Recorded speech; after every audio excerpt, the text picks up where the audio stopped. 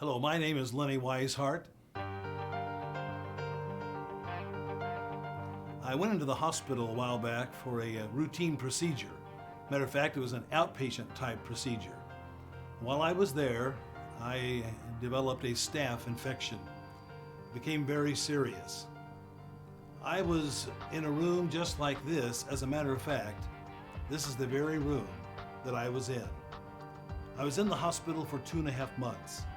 When I got out of the hospital, I found out that my doctors had talked among themselves and said, when we have patients that are as sick as Mr. Wisehart, they just don't make it.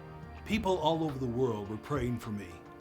I remember receiving an email from Israel where some missionaries said, Lenny, my wife and I, as we walk the streets of Jerusalem, are lifting your name in prayer. I know that many people from many churches were lifting my name to the Lord in prayer.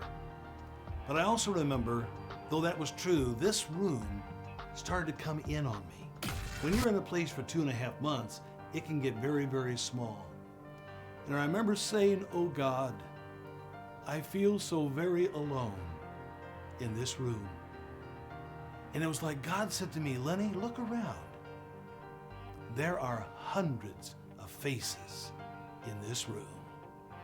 Though I was in this room so very long, my wife Joy, she was in another room, a room called the waiting room. While in the waiting room, you can imagine the questions that went through Joy's mind. She was wondering about what's happening and how long is it going to take? Well, they told her up front that the surgery would be 8 hours or so. And you can imagine how long it would be to wait for 8 hours, to pray, to think, to imagine.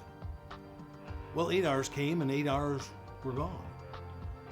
Hour number 9 came, then 10, then 11, and then 12 hours. Finally, the doctor came to Joy and gave her the update on my situation. And some of the report was not good.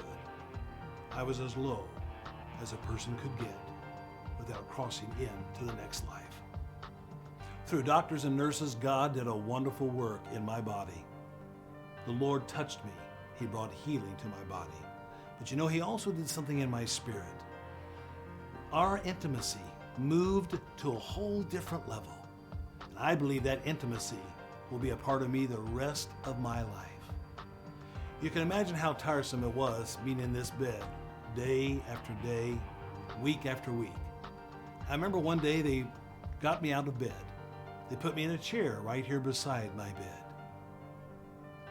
This is what I look like.